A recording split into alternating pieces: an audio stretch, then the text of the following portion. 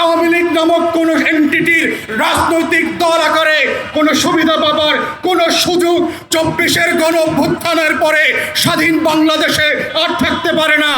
যে বাংলাদেশ ২-এর কথা যখন আমরা বলছি, দায় ও দরদের ভিত্তিতে নতুন রাজনীতির কথা যখন বলছি, আমার স্বাধীনতা, আমার সার্বভৌমত্ব, আমার জাতীয় স্বার্থ এবং আত্মমর্যাদার কথা যখন বলছি, এই প্রত্যেকটা বলবার স্বার্থের সাথে জড়িত আছে আমার দেশের অস্তিত্বের প্রশ্ন। এর প্রত্যেকটা প্রশ্নের সাথে জড়িয়ে আছে আগামী দিনের বাংলাদেশটাকে আমরা কিভাবে দেখতে চাই, আমার শত্রু কারা এবং আমার স্বার্থ কি। এই সাপেক্ষেই হচ্ছে আগামী দিনে বাংলাদেশ ২-এর দায় এবং দরদের রাজনীতি তৈরি হতে হবে। এবং সেই দায় ও দরদের রাজনীতিতে বাংলাদেশ ২ প্রশ্নে সবচেয়ে বড় ক্রিটিক্যাল ইস্যু হচ্ছে যে আমরা কালেকটিভলি ফ্যাসিবাদ বিরোধী আন্দোলন যারা করেছি তারা আওয়ামী লীগ প্রশ্ন কিভাবে হ্যান্ডেল করছি, ডিল করছি। কারণ আওয়ামী লীগ, জাতীয় পার্টি এবং ১৪ দলীয় ল্যাসপেন্সারদের যে মাফিয়া কার্টেল ছিল, তারা সিম্পলি কোনো রাজনৈতিক দল না। যারা মনে করে থাকেন যে রাজনৈতিক দল আকারে ইন্টারন্যাশনাল কনভেনশন মোতাবেক যেই সিভিল পলিটিক্যাল রাইটস তারা প্রিভিলেজ আকারে পাওয়ার কথা ছিল, তারা সেটা পাবেন। জাতিসংঘের মানবাধিকারের রিপোর্টে যেটা বলা হচ্ছে, তাদেরকে যেহেতু তারা রাজনৈতিক দল, তাদেরকে নিষিদ্ধ করা যাবে না। তাদের কাছে আগে প্রথম প্রশ্ন হচ্ছে আওয়ামী লীগ রাজনৈতিক দলের ডেফিনেশনে পড়ে কিনা, সেইটা আগে আদালতে আওয়ামী লীগকে প্রমাণ করতে হবে।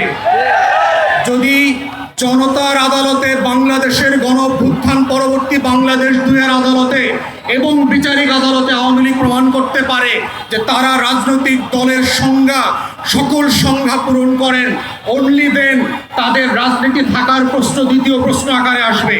কিন্তু আমাদের কাছে গণ অভ্যুত্থানের যেই রিপোর্ট মানবাধিকারের দপ্তর থেকে এসছে, জাতিসংঘের কাছ থেকে, এটা খুব প্রচ্ছন্নভাবে পরিষ্কার।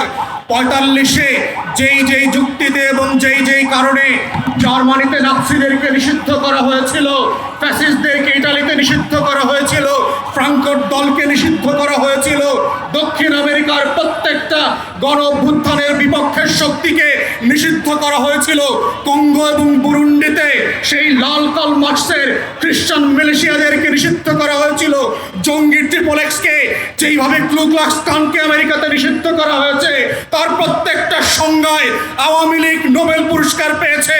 এবং ঠিক একই কারণে আওয়ামী লীগ নামক কোন এন্টিটির রাজনৈতিক দল আকারে কোন সুবিধা পাবার কোন সুযোগ ২৪-এর গণ অভ্যুত্থানের পরে স্বাধীন বাংলাদেশে আর থাকতে পারে না। অতএব ১৪০০ শহীদের রক্ত দিয়ে দেয়ালে দেয়ালে আওয়ামী লীগের ভবিষ্যৎ লেখা হয়ে গেছে। ওই ভবিষ্যৎ কোনো কালো কালি দিয়ে মুছে দিয়ে আবার নতুন করে লেখবার প্রয়োজন হবে না।